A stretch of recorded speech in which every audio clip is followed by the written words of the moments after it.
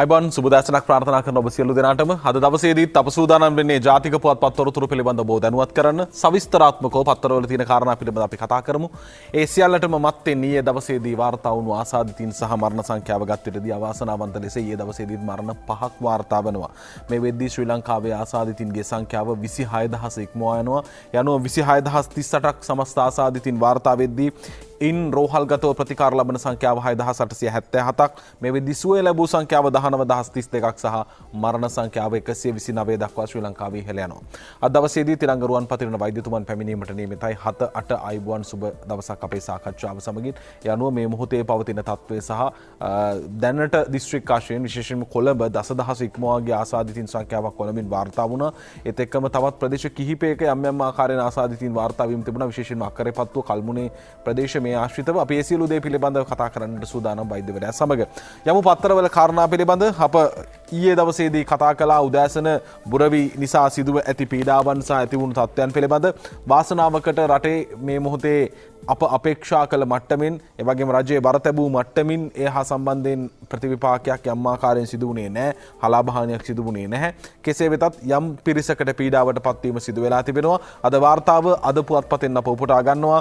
බුරවි නිසා 44848ක් පීඩාවට, නිවාස 2198කට හානි, වැඩිම නිවාස හානිය යාපනයේ, අය කතුරුදාන් 6 දෙනෙක් තුවාල. බුරවි දිවෙන නිවතට ගියත් අදත් දීවර සහ නාවික කටයුතු නොකරන ලෙස ඉල්ලයි කියලායි වාර්තාව.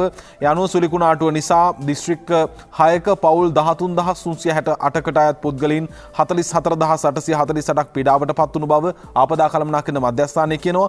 මේ පිරිසෙන් පවුල් 2877කට අයත් පුද්ගලයන් 10559ක් ආරක්ෂිත ස්ථාන 56ක රඳවා තිබුණු බවයි ඔවුන් සඳහන් කරන්නේ. මීට අමතරව 2198ක් නිවාස වලට හානි සිද්ධ වෙනවා.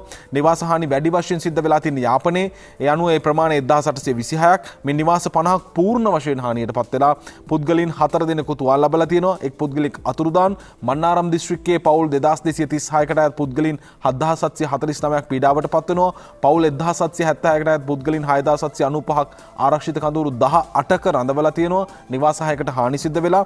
යාපනයේ දිස්ත්‍රික්කයට සිදු වෙලා තියෙන හානි ගත්තොත් පවුල් 9346කට අයත් පුද්ගලයන් 31703ක් පීඩාවට පත් වෙලා තියෙනවා. පවුල් 879කට අයත් පුද්ගලයන් 3189ක් ආරක්ෂිත කඳවුරු 5ක රඳවලා තියෙනවා. කිල්නිච්ච දිස්ත්‍රික්කයේ පවුල් 928කට අයත් පුද්ගලයන් 2789ක් පීඩාවට පත් වෙනවා. ඒ වගේම මුලතිව් දිස්ත්‍රික්කයේ පවුල් 405කට අයත් පුද්ගලයන් 1149ක්. කෙසේ වෙතත් බුරවි සුලිකුණාටුව දිවයිනෙන් ඉවතට ගමන් කර තිබෙනවා. නමුත් දිවයිනෙන් ඉවතට ගමන් කළත් කොළඹ සිට පුත්තලම සහ කංකසන්තුරේ හරහා ත්‍රිකුණාමලය දක්වා වන ගැඹුරු නොගැඹුරු මුහුද ප්‍රදේශවල දීවර සහ නාවික කටයුතු නොකරන ලෙස කාලගුණ විද්‍යා දෙපාර්තමේන්තුව ඉල්ලීමක් කරනවා. සෙසු මුහුදු ප්‍රදේශවල දීවර සහ නාවික කටයුතු කිරීමේදී සුළඟේ වේගය පිළිබඳ අවධානය යොමු කරන්න කියලා ඉල්ලීම තියෙනවා. කොළඹ සිට පුත්තලම සහ කංකසන්තුරේ හරහා ත්‍රිකුණාමලය දක්වා මුහුදු ප්‍රදේශවල අද සුළඟේ වේගය පැයට කිලෝමීටර් 70ක් පමණ විය හැකි බවත්, විටින් විට සුළඟේ වේගය පැයට කිලෝමීටර් 80 දක්වා ඉහළ යා හැකි බවත් කාලගුණ විද්‍යා දෙපාර්තමේන්තුව දැනුවත් කරනවා. මේ දැනුවත් කිරීම එක්ක කටයුතු කරන්න. ඔබේ ජීවිතය තමයි සියලු දේට වඩා වටින්නේ. ඒ නිසා මේ මොහොතේ අපි මේක ඉතාමත් සාර්ථක කළමනාකරණයක සිටියා. වෙච්ච හානිය අඩුයි, සුලිකුණාටුවෙන් වෙච්ච බලපෑම අඩුයි. කෙසේ හෝ තවදුරටත් ඒ ආරක්ෂිත භාවය රැක ගන්නට ඔබේ පැත්තෙන් විය යුතු දායකත්වය ලබා දෙන්න කියන ඉල්ලීම කරද්දී අද දිනමින පුවත්පතේ වාර්තාව බරවි සුලිකුණාටුවෙන් 12252කට පීඩා, අය කතුරුදාන් සිව් දෙනෙකුට තුවාල, බරපතල හානි නැහැ. ආපදා කළමනාකරන මධ්‍යස්ථානයේ නිවේදනයේ සුභාෂිනී සේනානායකගේ වාර්තාව දිනමින පුවත්පතෙනුත් අප උපුටා ගන්නවා. ඒත් එක්කම අපි යනවා අද දවසේදී අපේ ලෝක වසංගතය ක්‍රියාත්මක වෙන මොහොතේදී ලංකාවේ පවතින තත්ත්වය පිළිබඳ සවිස්තර ඔබට පැහැදිලි කරන්න. මහර සිදු වුණේ ඛේදවාචකයක්. මහර සම්බන්ධයෙන් විවිධ කතිකාවන් ඊයේ දවසේදී පාර්ලිමේන්තුවේදී කතා කළා. වැලිකඩ බන්ධනාගාරයේ හිටපු රැඳවියෝ PCR පරීක්ෂණ නොකළද මේ මොහොතේදී මේ මහර බන්ධනාගාරයට රැගෙන ගියේ. ඒ නිසා ආරක්ෂිතව පැවතියා වූ මහර බන්ධනාගාරයට කොරෝනා වෛරසය ඇතුල් වුණාද? ඒ ඔස්සේ නැගුණු ප්‍රචණ්ඩකාරී ක්‍රියාපිළිවෙතක අවසන් ප්‍රතිඵලයද මේ ආකාරයෙන් මරණ වාර්තා වුණේ කියන කාරණේ ඊයේ දවසේ පාර්ලිමේන්තුවේදීත් කතා වුණා. මේකට ආණ්ඩුවේ පැත්තෙන් පිළිතුරු ලබා දීම සිදු කෙරුණා. කෙසේ වෙතත් ඊයේ දවසේ අප දුටුවා මේ සිදුවුණු මරණ පිළිබඳ විශේෂයෙන් අමාත්‍යවරයා අභිනවයෙන් පත්තුණු රෝහන් රත්පත් අමාත්‍යවරයා ප්‍රකාශ කළා. ඒ තමයි මේ වාර්තා වුණු මරණ කිසිවක් තුවාල මේ වෙඩි තැබීමකින් සිදු වුණු පොලිසිය මැදිහත්ව තිබූ වෙඩි ප්‍රහාරවලින් මිය ගියපු කිසිවෙකු මෙතන නැහැ කියන කාරණේ ප්‍රකාශ කළා. ඒත් එක්කම පාර්ලිමේන්තුවේ අම්මාකාරයෙන් ආందోලනයක් ඇති වුණා. එතකොට අර ඇහිච්ච වෙඩි හඬවල් මොනවටද? ඒ වෙඩි හඬවල් ඇහුණා මේ විජිත හේරත් මන්ත්‍රීවරයා විශේෂයෙන් ප්‍රශ්න කළේ. මොකක්ද ඒත සිද්ධ වුණු සිදුවීම කියන කාරණේ කතා වුණා. කෙසේ වෙතත් මේ සම්බන්ධයෙන් පරීක්ෂණයක් සිදු කරනවා. ඒ වගේම විශේෂයෙන් මේදී මානසික රෝගීන්ට ලබා දෙන්නා වූ පෙති මේ ඖෂධාගාරයේ තිබිලා හමුවීමත් එක්ක ඒ සම්බන්ධයෙන් කතිකාවක් එනවා. එතකොට මෙතනදී ආවා මේ මානසික රෝගීන්ට ලබා දෙන පෙති ගත්තායින් පස්සේ වෙන්නේ ප්‍රචණ්ඩකාරී වීමද එහෙම නැත්නම් නිද්‍රාශීලී වීමද එහෙම නැත්නම් මේ රෝගීන් පාලනය කරන්න දෙන පෙත්තක්ද මේ පිළිබඳ පක්ෂ විපක්ෂ විවිධ කතිකාවන් නැති වුණා. ඒත් එක්ක මේ දවසේදී මනෝවෛද්‍යවරුන්ගේ සංගමය විසින් විශේෂ නිවේදනයක් කර තිබුණා. මේ මානසික රෝගීන් හා සම්බන්ධයෙන් පාවිච්චි කරන එන්නත් සම්බන්ධයෙන් මේ ආකාරයෙන් යම් ආකාරයෙන් කතිකාවක් ඇතිවීම තුළ රෝගීන් තුළ ප්‍රතිකාර සඳහා පවතිනා වූ කාරණා පිළිබඳව යම් ආකාරයෙන් ගැටලුවක් ඇති වෙනවා කියන කාරණේ. කෙසේ වුණත් ඊයේ පාර්ලිමේන්තුවේ කතාව ඒකයි. එතනින් පසු ලංකාදීප ප්‍රධාන සිරස්තලයට එමු මේ සිදුවීමත් එක්ක අතුරු කාරණාවලට මහරට ගිය STF 150ක් නිරෝධායනයේ ලොක්කාත්තේ අතර කියලායි වාර්තා කරන්නේ. මහර බන්ධනාගාරයේ පසුගියදා ඇති වූ කැරැල්ල මැඩ පැවැත්වීමට ගිය විශේෂ කාර්ය බලකායේ අනදින නිලධාරිය ඇතුළු 150ක පමණ පිරිසක් ස්වයං නිරෝධායනයට යොමු කර ඇති බව විශේෂ කාර්ය බලකාය ආරංචි මාර්ග පවසයි. මේ ගැටුමෙන් මියගිය සහ තුවාල ලැබුවන්ගෙන් වැඩි දෙනෙකු කොවිඩ් ආසාදිතින් බැවින් මෙම පියවරගත් බව විශේෂ කාර්ය බලකායේ උසස් නිලධාරියෙකු සඳහන් කර තිබෙනවා කියලා වාර්තාව. අප ඇතුල් පිටුවට යමු මේ සම්බන්ධ සවිස්තර වාර්තාවට. ඒ අනුව විශේෂයෙන් සඳහන් කර තිබෙන ආකාරයට PCR පරීක්ෂණ සිදු කරන තෙක් ඔවුන් කඳුරුවල වෙන්වෙන් වශයෙන් රඳවා සිටිනවා. මේ මහර ගැටුම වාර්තා කිරීමත් සමග විශේෂ කාර්ය බලකාය අනදින නිලධාරී නියෝජ්‍ය පොලිස්පති වරුණු ජයසුන්දර මහතා සමග එම් බලකාය 150කට අධික පිරිසක් එම ස්ථාන වෙත ගොස් සිටියා. කැරැල්ලෙන් මියගිය රැඳවියන්ගේ මලසිරු බන්ධනාගාරයේ සිට රෝහල් වලට ගෙන යාමටත් තුවාල ලැබුවන් රෝහල් ගත කිරීමටත් විශේෂ කාර්ය බලකාය සහ පොලිසිය සම්බන්ධ වුණා. මේ හේතුවෙන් මේ පිරිස ස්වයං නිරෝධායනයට යොමු කරලා තියෙනවා. කැරැල්ලෙන් මියගිය අයගේ සිරුරු සහ තුවාලකරුවන් ඉවතට රැගෙන යාමට නොදී ඇතැම් රැඳවියන් නොසන්සුන් සහගත ලෙස හැසිරෙමින් සිටියේදී විශේෂ කාර්ය බලකායේ අනදින නිලධාරීවරයා සහ බස්නාහිර පළාත් භාර ජ්‍යෙෂ්ඨ නියෝජ්‍ය පොලිස්පති දේශබන්දු තෙන්නකෝන් මහතාද බන්ධනාගාරය තුළට ගොස් රැඳවියන් අමතා තුවාලකරුවන් සහ මියගිය අයගේ සිරුරු රෝහලට රැගෙන යාමට ඉඩ දෙන ලෙස ඉල්ලීමක් කර ඇත. ඒ අනුව රැඳවියන් පිරිසක් තුවාලකරුවන් සහ මලසිරු රැඳවියන් භාරයෙන් රාත්‍රී 9ට පමණ රැගෙන ආ බවයි විශේෂ කාර්ය බලකාය සඳහන් කරන්නේ. එලෙස ලබා දුන් මලසිරු සහ තුවාලකරුවන් විශේෂ කාර්ය බලකා සමාජිකින් සහ පොලිසිය එක්ව කඩිනමින් රෝහල් ගත කිරීම සිද්ධ කළා. කැරැල්ල ඇති වූ දිනට පසු දින විශේෂ කාර්ය බලකායේ අනදින නිලධාරීවරයා ඇතුළු පිරිසක් මහර බන්ධනාගාරයට නැවත ගොස් එහි පැවති තත්ත්වය සම්පූර්ණයෙන් පාලනය කර එහි පාලන කටයුතු යළිත් බන්ධනාගාර නිලධාරීන්ට බාර කළා. රැඳවියන් පිරිස් රෝහල් ගත කිරීමෙන් අනතුරු ඔවුන්ගෙන් බහුතරයක් කොවිඩ් ආසාදිතින් වශයෙන් තහවුරු වෙලා තියෙනවා කියන කාරණේ මේ වෙද්දි කියවෙනවා. කෙසේ වෙතත් ඊයේ මහර බන්ධනාගාරයේ ඉදිරිපිට යම් සංවේදී සිදුවීමක් තියෙනවා. ඒ තමයි මේ මියගියාද එහෙමත් නැතිනම් තුවාල වෙලාද රෝහල්ගත වින්නවද කියන කාරණෙත් එක්ක දෙමව්පියෝ බිරින්දෑවරු බන්ධනාගාර ඉදිරියට ඡායාරූපත් අරගෙන ඇවිල්ලා අපේ එක්කෙනාට මොකද වුනේ කියන කාරණය පිළිබඳ ප්‍රශ්න කිරීම සිදු කරනවා. ඒ අනුව තමයි බන්ධනාගාරයේ ප්‍රධානියා තුෂාර උපුල්දෙනි මහත්මයා ප්‍රකාශ කළා දුරකථන පහසුකම් ලබා දෙනවා බන්ධනාගාර රැඳවියන්ට. ඒ අනුව උන්ට පවුල් වලට අදාළ සම්බන්ධ වීම කරන්නට පුළුවන්. ඔවුන් බන්ධනාගාරය තුල ආරක්ෂිතයි කියන කාරණේ. මියගිය පිරිස් ඉන්නවා ඔවුන් ආසාදිතයි ඔවුන් සම්බන්ධ ක්‍රියාපටිපාටිය කුමක්ද මේ වෙද්දි ගෙවල් වල අය කලබල වෙලා ඉන්නවා ඇතුලේ ඉන්න අයට මොකද උනේ කියන කාරණා පිළිබඳ ඒ නිසා මේ අද හෙට කියන දිනවකවානුව ඇතුළතදී මේ සමතයකටපත් වෙවි කියලා අප විශ්වාස කරනවා. ඒත් එක්කම දවසේදී මව්බිම් පුවත්පතෙන් ගන්නට උන ඊළඟ කාරණේ තමයි කොළඹ දිස්ත්‍රික්කයේ ව්‍යාප්ති සංයුතියත් එක්ක ගත්තාම අටලුගම ප්‍රදේශය පිළිබඳ සංසන්දනය කරද්දී අටලුගම බරපතල ප්‍රශ්නයක් තියෙනවා. මව්බිම් ප්‍රධාන සිරස්තලය අටලුගම 689කගෙන් 325කට කොරෝනා 4ක් පැන ගිහින් අද මව්බිම පුවත්පතේ ප්‍රධාන සිරස්තලයයි අප උපුටා ගන්නේ. ඒ අනුව වාර්තා කර ඇති ආකාරයට අටලුගම ප්‍රදේශයේ පුද්ගලයන් 689කට සම්බන්ධයෙන් සිදු කළ PCR පරීක්ෂණ වලින් 325 දෙනෙකුම ආසාදිත බවට තහවුරු වී තිබෙන බව එයින් ආසාදිත සිව් දෙනෙකු පලා ගොස් තිබෙන බවට තොරතුරු වාර්තා වනවා. කොළඹ මහනගර සභා බල ප්‍රදේශයටත් වඩා ශීඝ්‍රයෙන් අටලුගම ප්‍රදේශයේ ජනතාව අතර වෛරසය පැතිර යන බැවින් ඉතා ආරක්ෂාකාරී ලෙස කටයුතු කරන ලෙස බණ්ඩාරගම සෞඛ්‍ය වෛද්‍ය නිලධාරිනී නිමේෂා රත්නවීර මහත්මිය ප්‍රදේශීය ජනතාවගෙන් ඉල්ලනවා. කෙසේ වෙතත් වෛරසය ආසාදිත බව තහවුරු වූ පිරිස නිරෝධායන මධ්‍යස්ථානට යොමු කිරීමට පියවරගත් බවත් ආසාදිතින් 10 දෙනෙකු සම්බන්ධයෙන් යම් ආකාරයෙන් ගැටලුකාරී තත්ත්වයක් මතුවත් ඔවුන්ට නිරෝධායන සඳහා යොමු කිරීමට පියවරගත් බවත් ඇය සඳහන් කරනවා. කොරෝනා ආසාදිතින්ගේ ආශ්‍රිතයින් සහ අමුල් හිස තෝරාගත් පිරිසක් මෙලෙස PCR පරීක්ෂණ වලට ලක් කර ඇත. තවත් පිරිසකට PCR කරන්නට නියමිතයි. හැබැයි ඊයේ දවසේදී විශේෂයෙන් සඳහනක් තිබුණා මේ අටලුගම ප්‍රදේශයේ PCR කිරීම වලින් නිලධාරීන් යම් ආකාරයෙන් ඉවත් වන තත්ත්වය අවදානමක්. ඒකට හේතුව තමයි ජනතාවගේ පැත්තෙන් ලැබෙන සහයෝගය. ඔබ දුටුවා කැබ් එක ඇතුළට ඇවිල්ලා කෙල ගහන තරමට ආසාදිත පාර්ශවීන් අටලොගම් ප්‍රදේශයේ අම්මාකාරීන් ප්‍රකෝපකාරී ප්‍රචණ්ඩකාරී විදිහට හැසිරුණා. ඒක කිසිසේත්ම අනුමත කළ හැකි එකක් නෙවෙයි. කොහොමුණත් නිලධාරීන් මේ වෙද්දී ඒ නිසා නිලධාරීන් කීප දෙනෙකු නිරෝධායනය කරන්න සිද්ධ වෙලා තියෙනවා. PCR පරීක්ෂණ සඳහා ජනතාව යොමු වීම කියන දේ මේ මොහොතේ ජනතාවගේ පැත්තේ යුතුයකමක් වගකීමක් ලෙස අවධාරණය විය යුතුයි.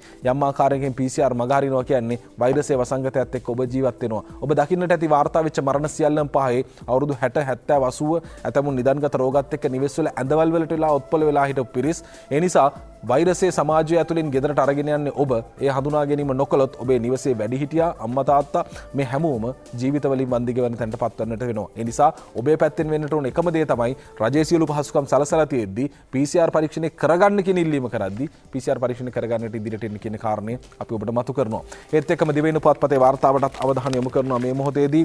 ඒ අනුව කොරෝනා සුවය ලැබූ සංඛ්‍යාව 19,000 ඉක්මවයි කියන ප්‍රවෘත්තිය සුබවාදී ප්‍රවෘත්තියක් විදිහට අප උපුටා ගන්නවා.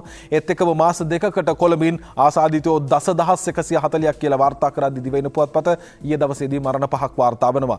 කොරෝනා වෛරසය ආසාදනය වූ තවත් ආසාදිතින් 728 දෙනෙකු ඊයේ දිනේ පූර්ණ සුවය ලබා රෝහල් වලින් පිටව යාමත් සමග මෙරට කොරෝනා ආසාදනය වී ප්‍රතිකාර ලැබූ සමස්ත සංඛ්‍යාව 19,000 ඉක්මවා 19,032ක් බවට පත් තියෙනවා කියන කාරණේත් අද දිවයින පුවත්පත වාර්තා කරද්දී ඩේලි මිරර් පුවත්පතේ වාර්තාවට අප අවධානය යොමු කරනවා. COVID-19 cases in Colombo surpass 10,000 among 402 patients identified in Colombo. 103 cases were reported from the Borella with 42 cases reported in Vellavatta. ඒ අනුව 402කින් 103ක් වාර්තා වන්නේ බොරැල්ල ප්‍රදේශයෙන් 42ක් වාර්තා වෙනවා වැල්ලවත්ත ප්‍රදේශයෙන් කියන කාරණේ වාර්තා කරනවා. Minuwangoda and පැලියගොඩ fish market cluster stands 21,857 as of Wednesday. බදාදා වන විටදී මිනුවන්ගොඩ සහ පැලියගොඩ මත්ස්‍ය සංකීර්ණ ආශ්‍රිතව ඇති වුණා වූ පොකුර 21,857ක් විදිහට මේ මොහොතේ තහවුරු කර තිබෙනවා. ඒ අනුව සමස්ත මරණ සංඛ්‍යාව 129 දක්වා මේ වන විට ඉහළ ගොස් තිබෙනවා. The total COVID-19 cases in the Colombo district from the Minuwangoda and Palyagoda clusters yesterday surpassed 10,000 with 402 patients identified from the Colombo on Wednesday. Accordingly, the total number of COVID-19 cases identified from Minuwangoda Palyagoda cluster increased to 21,857. 21,000 ඉක්මවා ගිහින් තිබෙනවා. මේක ඇත්තටම ආරම්භ වුණේ October 4 වෙනිදා සිට. October 4 වෙනිදා සිට පැලියගොඩින් සහ මත්ස්‍ය සංකීර්ණයෙන් 21,857ක් ආසාදිතයෝ වාර්තා වෙලා තිනවා. නැත්නම් අපි හිටියේ ඇත්තටම 3,000 සීමාවේ. ඒ 3,000 සීමාව අභිබවා යන්නට මේ ඇති වුණා වූ තත්ත්වයන් දෙක ප්‍රධාන හේතුවක් බවට පත් වුණා. කෙසේ හෝ 21,000ක් එතනින් සිටිද්දී කොළඹ අධිසංවේදී ප්‍රදේශයක් බවට පත් වෙනවා. කොළඹ 10,000 ඉක්මවා ගොස් තිබෙනවා කියන කාරණේ වාර්තා වෙනවා. විශේෂයෙන් දැන් බොරැල්ල වැනි ප්‍රදේශ විවෘත කිරීමට ලක් කරුණා. යම් ප්‍රදේශ මේ වෙද්දී හුදකලා කිරීම යටතේ. හැබැයි එහෙම කරලා තියෙන කොටත් මේ වෙද්දී 402ක් ආසාදිතයින් විශේෂයෙන් හඳුනා ගන්න 103ක් ගෙන් බොරැල්ලෙන් හඳුනා ගැනීම සිදු වෙලා තියෙනවා. ඒ වගේම වැල්ලවත්තෙන් 42ක් හඳුනා ගැනීම වෙලා තියෙනවා. මේ ඩේලි මිරර් වාර්තාව අප උපුටා ගත්තේ. ඒත් එක්කම අරුණ පුවත්පතේ වාර්තාවටත් අවධානය යොමු කරමු. අරුණ පුවත්පතේ වාර්තාව මහර බන්ධනාගාර සිද්ධිය ගැන මේ මොහොතේදී යම් ආකාරයෙන් ප්‍රශ්න කිරීම සිදු කරනවා. ඒ අනුව මහර බන්ධනාගාර සිද්ධිය ගැන 30කගෙන් ප්‍රකාශ මහර බන්ධනාගාර සිද්ධිය සම්බන්ධයෙන් ඊයේ වන විට අපරාධ පරීක්ෂණ දෙපාර්තමේන්තුව විසින් එහි ප්‍රධාන ජේලර්වල ඇතුළු 30 දෙනෙකුගෙන් ප්‍රකාශ ලබාගෙන තිබෙනවා කියන කාරණය අරුණ පුවත්පතේ වාර්තා කර තිබෙනවා. ආයුධ කබඩාවට හානියක් වෙලා නැහැ. නමුත් සමහර තැන්වලට ගිනි ගැනීම් සිද්ධ වෙලා තියෙනවා. ඒ අනුව මේ කැරැල්ලත් එක්ක බන්ධනාගාරයේ සිදුවෙච්ච තත්ත්වයක් එක්ක සිදුවුණු පාඩුව පිළිබඳව විශේෂයෙන් කතා කරනවා. අති විශාල පාඩුවක් මෙහින් සිද්ධ වෙලා තියෙනවා. ඒ පිළිබඳව අද දවසේදී වාර්තා කරනවා. මහර කැරැල්ලෙන් බන්ධනාගාරයට කෝටි 15කට අධික පාඩුවක් කියලා අද දවසේදී මව්බිම පුවත්පත වාර්තා කර තිබෙනවා. ඒ අනුව මේ මොහොතේ වාර්තා කරන සවිස්තර වාර්තාව වන්නේ මහර බන්ධනාගාරයේ ඇතිවුණු කලහකාරී සිද්ධියෙන් එම බන්ධනාගාරයේ දේපළ වලට කෝටි 15ත් 20ත් අතර අලාභ සිද්ධ වෙලා තියෙනවා. වැඩිම හානියක් සිද්ධ වෙලා තියෙන ආහාර වර්ග ඇඳුම් පැළඳුම් ඇතුළු අත්‍යවශ්‍ය භාණ්ඩ සහ ද්‍රව්‍ය ගබඩා කර තිබුණු ප්‍රධාන උපකරණ ගබඩාවට ගිනි තැබීමත් එක්ක එතන තිබෙන අලාභය කෝටියක්. බන්ධනාගාර රෝහලේ ශල්‍ය උපකරණ වලට හානියක් සිද්ධ වෙලා තියෙනවා. බන්ධනාගාර කාර්යාලවල තිබූ තාක්ෂණික සහ විද්‍යුත් උපකරණ වලට හානි සිද්ධ වෙලා තියෙනවා. ඉහත සඳහන් කළ ප්‍රධාන උපකරණ ගබඩාවට අමතරව කර්මාන්තාංශයේ වෛද්‍යාංශයේ අධිකාරී කාර්යාලය සහකාර අධිකාරී කාර්යාලය මුළුතැන්ගේ ඇතුළේ වැදගත් ස්ථාන රැසකට හානි සිද්ධ වෙලා තියෙනවා. මෙලා ආලාභය ගන්නේ කිරීම සඳහා තක්සේරු වාර්තා සකස් කරනවා කියලායි වාර්තා කරන්නේ. නිරපරාධ කෝටි 15කට ආසන්න මුදලක් විනාශ වෙලා තියෙනවා. මේ වෙලාවේ මුළු රටක්ම ආර්ථිකමය වශයෙන් යම් ආකාරයෙන් අපහසු තත්ත්වයක සිටිද්දී දැන් මේ බන්ධනාගාර ප්‍රතිසංස්කරණය කරන්නට ඕනේ. මක්නිසාදයක් බන්ධනාගාර අලුතින් හදනවට වැඩිය තියෙන බන්ධනාගාරවල යම් ආකාරයෙන් බරපතල ආකාරයේ තදබදයක් තියෙනවා. ඒ නිසා මේ වෙද්දී බෝගම්බර බන්ධනාගාරය පිළිබඳව කතා කරනවා. ඒක වහලා දාලා තිබුණු තැනක් දැන් ඇරලා බන්ධනාගාර රැඳවිව රඳවලා තියෙන්නේ. හැබැයි රඳවන්න පුළුවන් ධාරිතාවයට වඩා ඉතා විශාල ප්‍රමාණයක් එහි රඳවලා සිටිනවා. ඒ නිසා මේ මොහොතේ පවතින තත්ත්වයක් එක්ක මේ කාරණා රජයට තවත් අනිසි බරක් බවට පත් වෙනවා. ඒත් එක්කම අපි උපුටා ගන්නවා ඩේලි මිරර් පුවත්පතේ වාර්තාව. මේක එක්තරා සුබවාදී ප්‍රවෘත්තියක්. මක්නිසාදයක් මේ වන විට සමස්තයක් විදිහටම ගුවන්තොටුපළ වහලා දාලා ඉතාමත්ම දීර්ඝ කාලයක් ගත වුණා. ඒ නිසා සංචාරක ශ්‍රේෂ්ඨය සම්පූර්ණයෙන් එන හිටලා විදේශගත ශ්‍රමිකයෝ එන්න බලාගෙන ඉන්නවා. ඩේලි මිරර් වාර්තාව airport will be open after UK Europe initiates COVID-19 vaccine process. Minister අමාත්‍යවරයාගේ ප්‍රකාශය මේ මොහොතේ ඊයේ දවසේ සුවිශේෂී දවසක් බවට පත් වෙනවා. ෆයිසර් සමාගම විසින් නිෂ්පාදනය කළද එන්නත ඊයේ දවසේදී එක්සත් රාජධානිය විසින් ලබා ගන්නවා. ඒ අනුව ඔවුන් මේ වෙද්දී සූදානම් එන්නත්කරණය කරන්න. ඔවුන්ගේ වැඩපිළිවෙලට අනුව ප්‍රථමයෙන්ම වැඩිහිටි ජනතාවට තමයි එන්නත ලබා දෙන්නේ. ඒ අනුව ඔවුන් මේ වෙද්දී අනුමත කර තිබෙනවා මිලියන 40ක් මේ එන්නත්. ඒ අනුව මිලියන 20ක් ජනතාවට එන්නත් ලබා දෙනවා ඩෝස් 2 වගින්. කෙසේ වෙතත් ඒත් එක්ක යුරෝපය එක්සත් රාජධානී ඇමරිකා එක්සත් ජනපදයේ කියන රාජ්‍යයන් සුරක්ෂිත වූ සැනින් අපට ගුවන්තොටුපළ විවෘත කරන්නට පුළුවන් කියන කාරණය. With the availability of the vaccine, tourists will begin to fly to the destination and Sri Lanka tourism should plan to benefit from it. ලංකාවේ සංචාරක කර්මාන්තය යලිත් පණ ගහලා ගන්න මේ විදිහට යුරෝපය ඒ වගේම ඇමරිකා එක්සත් ජනපදයේ වැනි කලාප වලින් මේ එන්නත ප්‍රචලිත වීමත් එක්ක විදේශගත පාර්ශවීන් ගෙන්වා ගැනීම ගැන කතා කරනවා. Two separate cubicles already established to facilitate first class and business class passengers. පළමු පන්තියේ සහ ඒ වගේම ව්‍යාපාරික පන්තියේ සඳහා මේ වන විට විශේෂ වැඩපිළිවෙලක් සකස් කර තිබෙනවා සංචාරකයින්ට පැමිණීම සඳහා. ඒත් එක්කම ඉතින් අපි මතක් කරනවා විදේශගත ශ්‍රමිකයෝ බොහෝ ප්‍රමාණයක් 40000 ඉක්මවූ ප්‍රමාණයක් Kuwait, Lebanon, Qatar, Oman, Saudi රාජ්‍යයන්වල හිර වෙලා දුක් විඳිනවා. ඒ ජනතාවත් ඉක්මනින් පැමිණීමට අපේක්ෂාවෙන් සිටිනවා. ඒ වෙනුවෙනුත් අවධානය යොමු වේවි කියලා අප විශ්වාස කරනවා. ඒත් එක්කම අපි යනවා මෙතනින් පසු මව්බිම් පුවත්පතේ තවත් අලුත් කතාවකට. මෙහි වාර්තාවක තිබෙන්නේ කාදිනල් තුමන්ගේ ප්‍රකාශයත් සහිතවයි. ශරියා රටේ නීතිය නොවේ. පාස්කු විමර්ශන නොසලකා හරින්නේ නම් වෙනතක් බලන්න වේවි. ශරියා සරසවිය පාස්කු ප්‍රහාරයේ කොටසක්. ජනපතිගේ ස්ථිර ප්‍රකාශය ගැන අප බලාපොරොත්තු තබනවා. අද මව්බිම පුවත්පතේ වාර්තාවයි අප උපුටා ගන්නේ. ශරියා නීතිය මුස්ලිම් ජනතාවට වැදගත් විය හැකි වුවත් රටේ නීතිය ශරියා නීතිය ඉදිරිපත් කර රටේ අනෙකුත් කොටස් වලට බලපෑම් කිරීම සම්පූර්ණයෙන් වැරදි බවත් පාස්කු ප්‍රහාර විමර්ශනයේදී එක් කොටසක් ලෙස ශරියා විශ්වවිද්‍යාලය හැඳින්විය හැකි බවත් අගරාදුගුරු මැල්කම් කාදිනල් රංජිත් හිමිපාණන් ප්‍රකාශ කරනවා. පාස්කු ප්‍රහාරයේ විමර්ශන කටයුත්තක් ලෙස සලකා එය නොකරන්නේ නම් අපට ඒ පිළිබඳ වෙනත් ක්‍රියාමාර්ගවලට එළඹීමට සිදුවන බවද අගරාදුගුරු හිමිපාණෝ මේ මන්දිරයේදී විශේෂ ප්‍රකාශයක් කරනවා. රට තුළ පවතින අනෙකුත් හේතු නිසා පාස්කු බෝම්බ ප්‍රහාරය පිළිබඳ සිදු කරන ලබන විමර්ශන කටයුතු පස්සෙකට නොදමන ලෙසද අගරාදුගුරුතුමන් ඉල්ලනවා. ඒ වගේම මේ රටේ අන්තවාදී ආකල්ප වපුරමින් මෙවැනි ප්‍රහාර එල්ල කර රටේ සාමය බිඳවන්නට උත්සාහ දරන බලවේගවලට මෙවැනි ක්‍රියා සිදු කිරීමට රජය ඉඩ ලබා නොදිය යුතුයි. රටේ ආරක්ෂකංශ මේ කරුණු සැලකිල්ලට ගෙන කටයුතු කළ යුතුයි. අපි බලාපොරොත්තු වෙනවා මේ පිළිබඳ සියලු කරුණු සොයා බලා මේ ප්‍රහාරය පිටුපස තිබෙන බලවේග මොනවාදයි විමසා බලා ධෛර්යවන්ත විමර්ශන සිදු කරાવી කියන කාරණය අද දවසේදී වාර්තා කරනවා මව්බිම පුවත්පතේ ප්‍රධාන සිරස්තලයේ විදිහට. ඒත් එක්කම අරුණ පුවත්පතෙත් ඒ පිළිබඳවම වාර්තා කර තිබෙනවා. මේ කාරණේමයි අද දවසේදීත් වාර්තා කර තිබෙන්නේ අරුණ පුවත්පතෙත්. ඒ අනුව පාස්කු පරීක්ෂණ පස්සට තල්ලු කළොත් වෙනාතක් බලන්න සිද්ධ වෙනවා කියන කාරණේ කාදිනල් හිමියන්ගේ ප්‍රකාශය උපුටා ගන්නවා. අපි කෙටි විරාමයකට යමු. විරාමයෙන් පසු තවත් කතා කරන්නට බොහෝ දේ තිබෙනවා. අපි පසු අවධානය යොමු කරමු.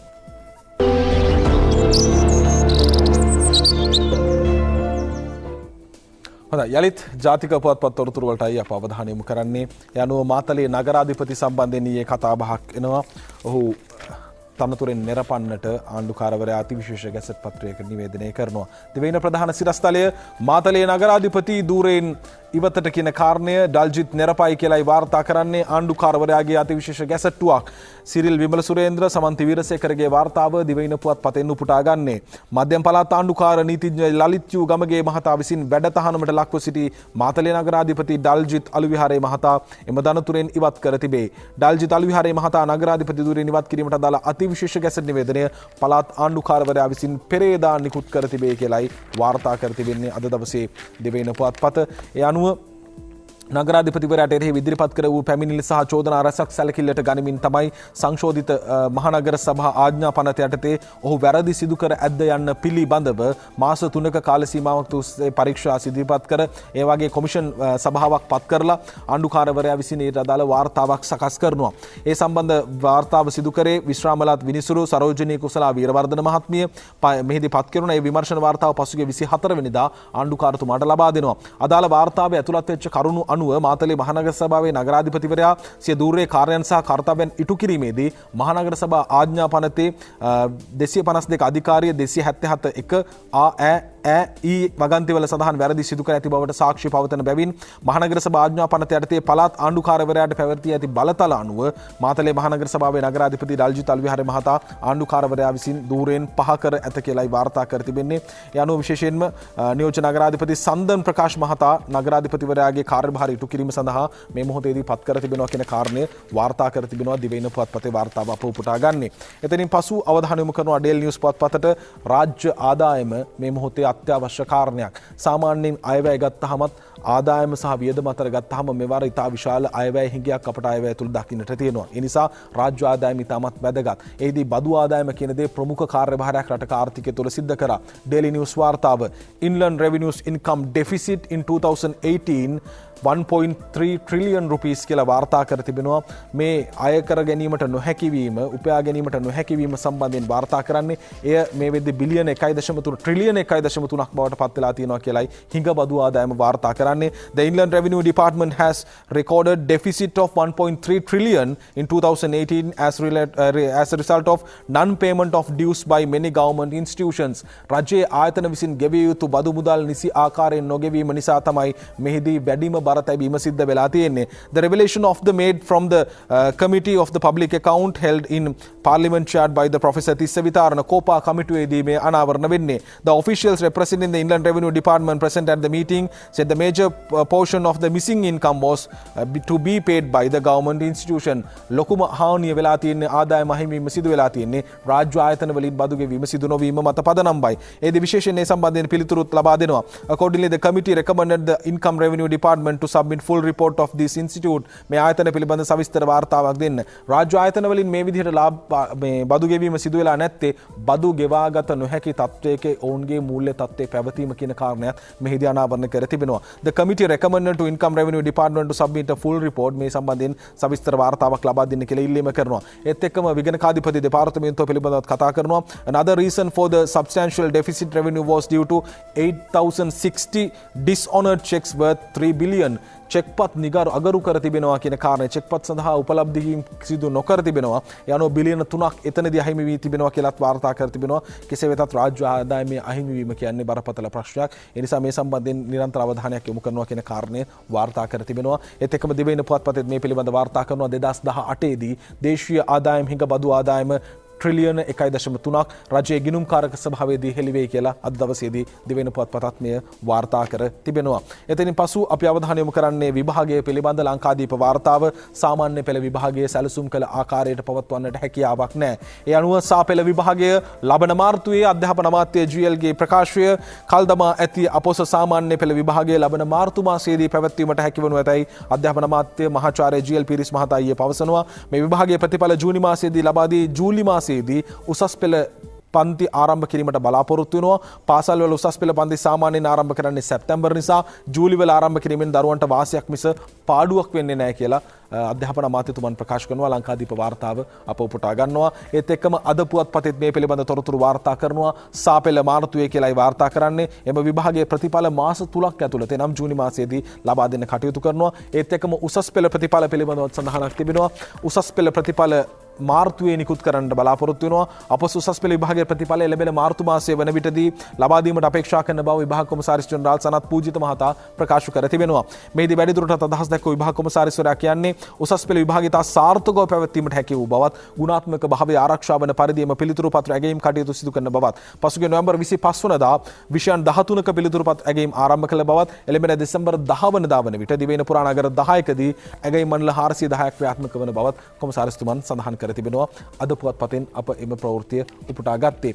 එතනින් පසු අපි අවධානය යොමු කරනවා මේ මොහොතේදී ඔබ විශේෂයෙන් දකින්නට ඇති ක්ලේමෝ බෝම්බයක් සහිතව කාන්තාවක් අත්අඩංගුවට පත් වෙනවා. ඒක එක්තරා ආකාරයකින් රටේ ආරක්ෂාව පිළිබඳ අනාරක්ෂිත කතාවක් මතු කරනවා. ඒ වගේම මේ දවසේදී පාර්ලිමේන්තුව තුලදී ෆිල්ඩ් මාර්ෂල් සරත් ෆොන්සේකා මහතාගේ කතාවත් සුවිශේෂී කාරණා රැසක් පිළිබඳ මතු කිරීම සිදු කෙරුණා. ඒදී හමුදාව යාවත් කාලීන විය යුතුයි. 1955 යුද්ධ ටැංකි තාමත් පාවිච්චි කරන්නේ. ඒවා විනාශ වෙලා තියෙනවා. ඒ වගේම නාවික හමුදාවේ යම් ආකාරයෙන් යාත්‍රාවල ප්‍රමාණවත් භාවයක් නැහැ කියන කාරණා පිළිබඳව මතු කළා.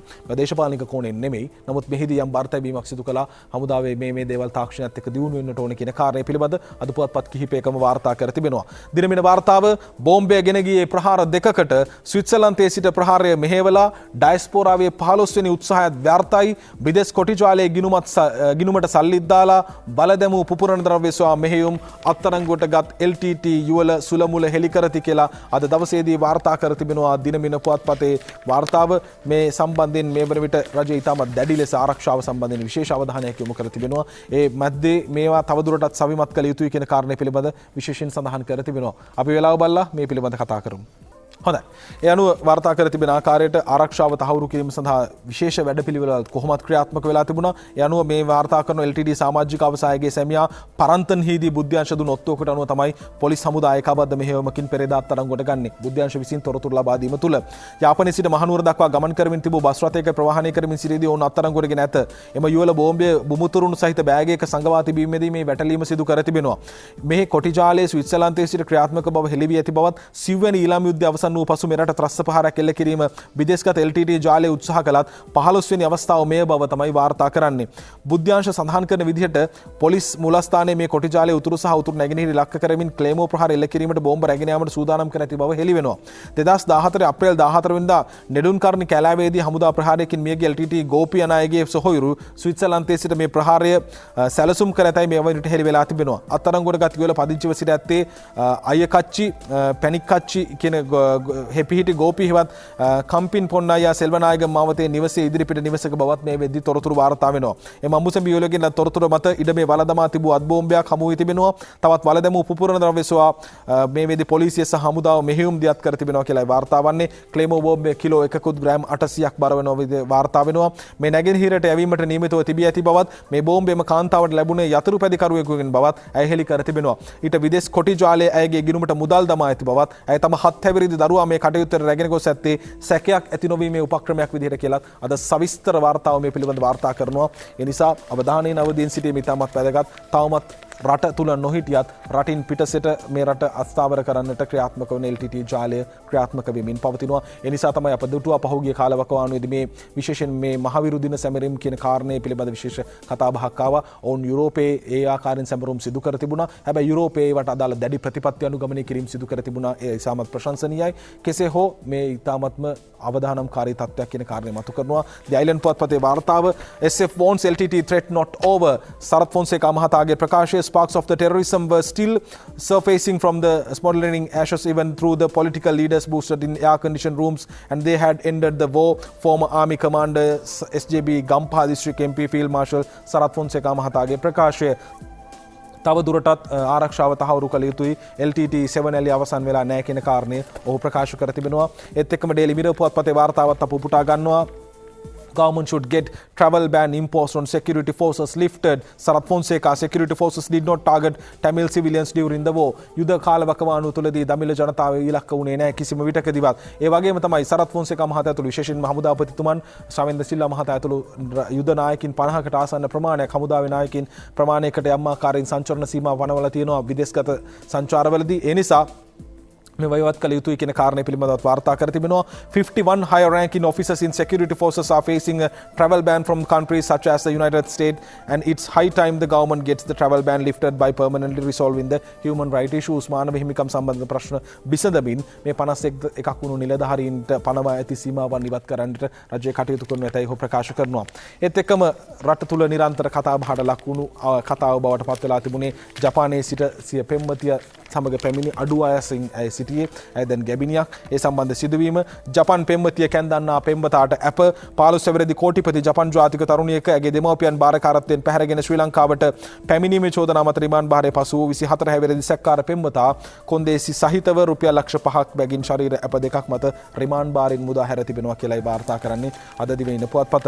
ඒත් එක්කම අපි ඇතුල් පිටුවකට යනවා. මේ ඇතුල් පිටුව ඉතාමත්ම වැදගත්. ඒකට හේතුව තමයි මේ වෙලාවේ ජනතාවගේ පැත්තෙන් සහ ලබා දිය යුතු දායකත්වය සෞඛ්‍ය අංශය අතිශය දැවැන්ත කැපකිරීමක් සිදු කරන වෙලාවේදී මේ වගේ ඉතාමත්ම කනගාටුදායක සිදුවීම් වෙනවා. ඒ තමයි අටලුගමින් සහ වටරැකින් මතු වූ ගොන්නාම්බොන්ගේ කතාව කියලායි වාර්තා කරන්නේ දිවයින පුවත්පත. ඒ අනුව ප්‍රථමයෙන් අටලුගම සිදුවීම විශේෂයෙන් වාර්තා කර තිබෙනවා. කොරෝනා ව්‍යාප්ත වූ ප්‍රදේශ අතුරින් කතාබහට ලකුණු ප්‍රදේශයක් ලෙස අටලුගම හඳුන්වනවා.